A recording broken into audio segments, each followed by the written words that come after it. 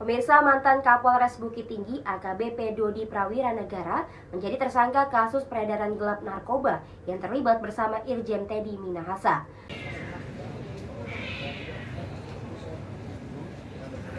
Dodi saat ini tengah ditahan di Mapolda Metro Jaya sejak kasus tersebut diungkap oleh pihak kepolisian. Keluarga maupun kuasa hukum terlihat mendatangi Polda Metro Jaya untuk menemui Dodi pada Sabtu 22 Oktober 2022 siang. Mereka datang sekira pukul 11:25 waktu Indonesia Barat. Namun mereka tak diizinkan menemui Dodi karena pada hari ini libur, sehingga diminta kembali datang pada Senin 24 Oktober. Maman mengaku tak menyangka anaknya ditangkap lantaran kasus narkoba. Ia yang merupakan Jenderal Polisi Bintang 2 itu mengetahui benar sosok sang anak yang berprestasi di kepolisian. Maman mengaku kecolongan Dodi dapat terlibat kasus narkoba. Ia menangis saat mengatakan Dodi merupakan anak yang bertanggung jawab terhadap keluarga, terutama menghormati dirinya sebagai orang tua.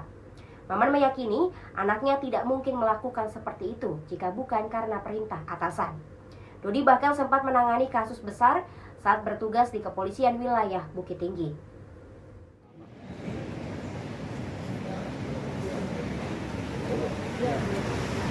Saya turun dikit dong, dengan keluarga berniat untuk menjemput anak kandung saya. Jadi saya dan istri saya, adik-adiknya, adiknya dalam ini saya ingin membunuh. Jadi hari ini tidak berhasil. SOP-nya tidak diizinkan. Harus hari Senin, jadi saya harus balik lagi hari Senin. Dan saya Irjen Pol Suratman dan Irawan, saya tahu ayah kandung Dodi Prawiranegara, saya tahu persis anak saya. Saya mengikuti harinya dia. Setiap saat dia selalu berhubungan dengan saya. Bahkan melibatkan saya untuk memberikan advice sama dia. Hari ini kecolongan betul saya. Sampai geledek saya. Dan kenapa saya bilang anak saya berprestasi? Setiap dia ditugaskan di suatu tempat, pasti dia mendapatkan penghargaan. Contohnya dia Kapal Sekutu itu nomor 1. Kemudian di Bukit Tinggi juga saya mendapatkan laporan bahwa Kapolres yang terbaik di sana. Kenapa saya bilang dia berprestasi dan kelakuan baik? Dia bertanggung jawab kepada keluarga. Dia menghormati saya sebagai orang tuanya.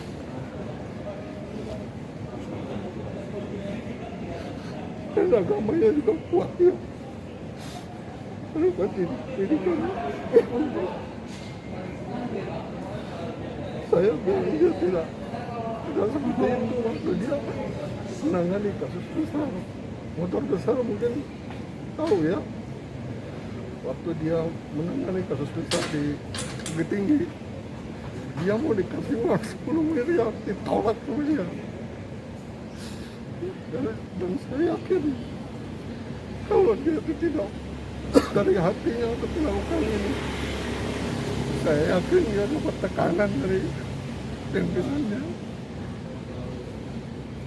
Itu informasi dari kuasa hukum Dodi.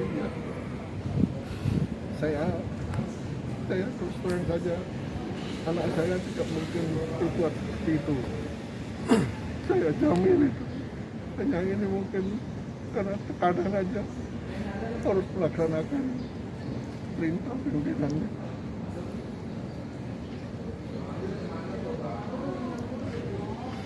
Untuk komunikasi terakhir dengan Bapak, Enggak ada sama sekali. Jadi yang ngurus ke sini itu istrinya saja pulang balik sama pengacaranya. Jadi waktu dia keluar rumah, pagi-pagi sananya sama ibunya, Pak, ya pulang jam berapa? Enggak pulang Pak, kemana? Saya bilang itu. Kok sehari 2 hari baru tahu saya kalau dia ditahan Polda Metro. Terakhir pulang ke rumah berarti kapan, Pak? Saya nggak ingat lagi hari apa, Mas. Hari Rabu ketemu.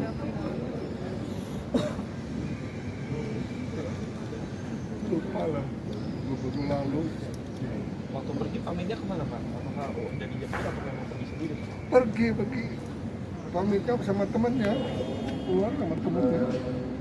Mau keluar dulu sebentar, katanya bilang gitu. Kalau Wisma katanya Tapi saya tidak tahu, sama sekali tidak diberitahu bahwa anak saya mau diambil. Itu yang bikin saya menjadi shock ini.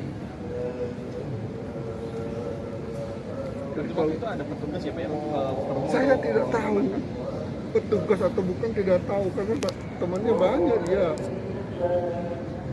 Sama sekali tidak tahu kalau dia mau diambil. Makanya pagi-pagi itu saya tanya sama ibunya, ya pulang jam berapa? Bilang gitu. Nggak pulang Pak, bilang gitu. Kalau dari penjelasan istri Pak Dodi sendiri, gimana masih ke Bapak? Yang mana? Soal penangkapan itu, tadi kan Bapak baru dikasih tahu 2 hari setelahnya. Nah ini saya tolong tanya sama pengacaranya aja ya. Saya sama sekali ujung-ujung seperti itu tidak tahu sama sekali. Makanya saya tadi katakan, saya dengan keluarga itu seperti disambal geledek dengan kasus ini. Dan sekali lagi saya yakin anak saya nggak bersalah. Sekarang saya menunggu keadilan saja. Ya, semoga kasus ini proses dengan seadil-adilnya dengan melihat prestasi anak saya dan perjalanan karir anak saya. Demikian informasi kali ini, nantikan perkembangan informasi lainnya hanya di Warta Kota Live. Jangan lupa subscribe ya.